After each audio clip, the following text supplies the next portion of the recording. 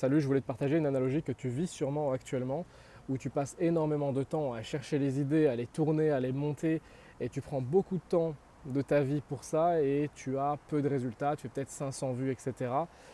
Et en réalité, c'est à cause de ce que je vais te partager dans cette vidéo, et tu verras qu'une fois que tu as débloqué ça, tu vas pouvoir faire beaucoup plus de résultats, beaucoup plus de vues, beaucoup plus de engagement sur tes vidéos, beaucoup plus d'argent aussi in fine. Alors je sais, c'est la deuxième vidéo que je fais en quelques jours, mais je sais pas, l'inspiration m'est venue du divin. Donc on enchaîne. Je voulais te partager un truc que j'ai remarqué notamment sur mon parcours. Au début, quand je faisais 0 euros, j'avais une mentalité, si je peux dire comme ça, un modèle mental qui essayait beaucoup trop d'obtenir du résultat. C'est-à-dire que je mettais beaucoup d'efforts, je m'attachais en fait à l'output, au résultat final. Et plus tu t'attaches au résultat, moins tu vas pouvoir l'obtenir. Et ça, c'est une règle d'abondance un petit peu. Alors même si je ne suis pas du tout un gourou de la spiritualité, je te rassure, mais plus tu forces quelque chose et plus tu vas créer de la résistance. Par exemple, quand tu essayes de vendre à tout prix, dans tes appels de closing, etc., la plupart du temps, tu n'arrives pas à vendre. Mais par contre, 9 appels sur 10, quand on n'a rien à faire, tu discutes, tu rigoles, etc., bah, tu signes tes clients super facilement, tu n'as même pas besoin de forcer et généralement on te paye assez cher. Moi j'ai eu le cas récemment avec une de mes dernières clientes qui m'a payé 7,5K, donc 7500 euros sur un appel c'était un appel d'une heure et demie, 2 heures à peu près. Et j'étais complètement off script. Ça veut dire que j'en avais rien à foutre de la closer ou pas. Je rigolais, je parlais de ses problèmes, je m'intéressais vraiment à elle, etc.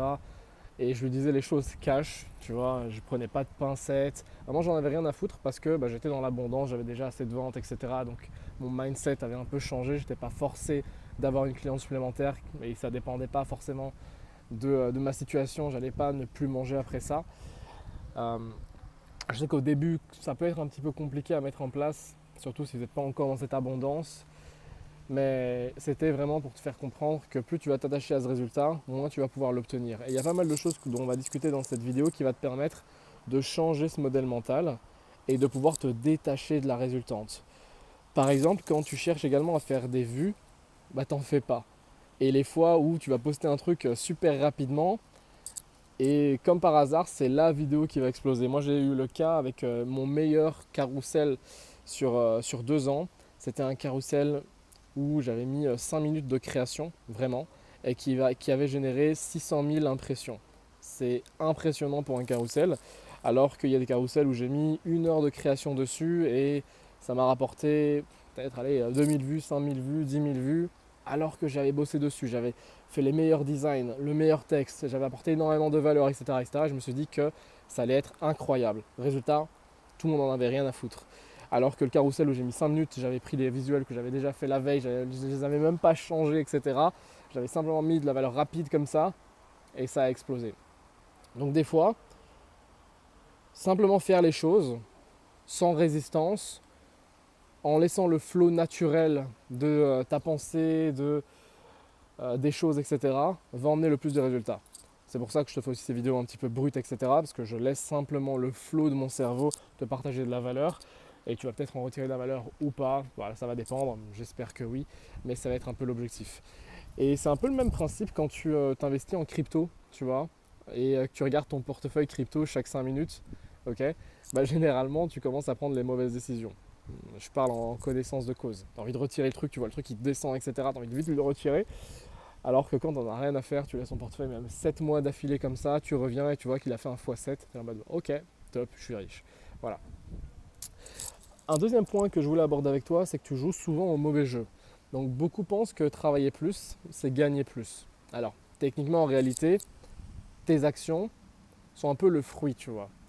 Les racines, donc imagine ça un peu, moi j'aime bien imaginer ça sous forme d'un arbre, où tes actions sont le fruit et les racines sont ton état mental, ton identité.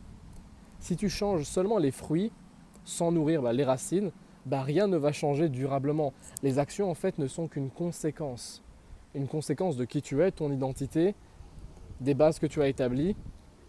Et tu dois bien comprendre que l'abondance attire plus que le besoin. En vente, celui qui n'a pas besoin du client vend davantage généralement. Tu le sais très bien. En négociation, celui qui peut se permettre de partir comme ça de la vente obtient souvent le meilleur accord parce qu'il est détaché. Okay, c'est qu'un deal parmi tant d'autres. Et donc ce besoin que tu as crée de la pression dans ton état d'esprit. Le détachement va communiquer généralement de la confiance. Tu dois agir comme quelqu'un qui possède déjà ce qu'il recherche. Et c'est ça le plus dur. Mais si tu arrives à le masteriser, tu vas voir que tu vas obtenir des résultats dingues. Tu dois en fait faire ce que j'appelle devenir la version 2.0 de toi-même.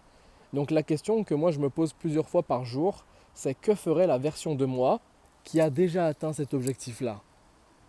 Tu connais déjà souvent la réponse en réalité. Hein. Si tu réfléchis un petit peu, peut-être que voilà, cette personne se réveillerait à 7 heures du matin, elle bosserait pendant un premier deep work de 4 heures, tu vois, jusqu'à midi, puis prendrait une pause de 30 minutes, super focus pour manger exclusivement, puis repartirait en 4 heures de deep work, puis ferait ceci, etc. etc. Tu le sais très bien. Et c'est la version 2.0 de toi qui ferait déjà tout ça. Donc tu n'as pas besoin forcément de nouvelles stratégies, okay, de nouvelles opportunités. Tu as juste besoin d'agir comme cette personne au final. Tu vois. La réalité suit généralement ton identité. Tu ne réagis pas seulement à la réalité. La réalité finit aussi par réagir à la personne que tu deviens. Si tu te considères comme discipliné, bah, tu vas négocier beaucoup moins avec toi-même. Tu vois. Pourquoi? Parce que ton identité précède généralement tes résultats. Une des raisons pour lesquelles j'ai maintenu la discipline du sport pendant plus de 10 ans actuellement, j'ai commencé à 14 ans, aujourd'hui j'ai 25, donc ça fait 11 ans exactement, c'est parce qu'à 14 ans, je me suis dit, en regardant les vidéos de Timo InShape, maintenant je suis un sportif. J'ai inclus cette nouvelle facette dans mon identité. Et donc, que fait un sportif dans sa vie de tous les jours? Il s'entraîne au moins 4 fois par semaine, minimum. Sinon, il n'est pas considéré comme sportif. Et du coup, ça fait partie de ma personnalité aujourd'hui. Je me considère comme un sportif. Je me suis toujours considéré comme un sportif. Et donc, maintenant, je fais du sport. C'est pareil si tu es entrepreneur. Tu dois te considérer comme cette version 2.0 qui fait déjà 100 000, 500 000 et tu vas agir comme cette personne. Donc le vrai problème, ce n'est pas forcément ton manque de connaissances. La plupart savent déjà quoi faire. Tout le monde sait qu'il faut mieux manger, mieux dormir, publier régulièrement sur les réseaux,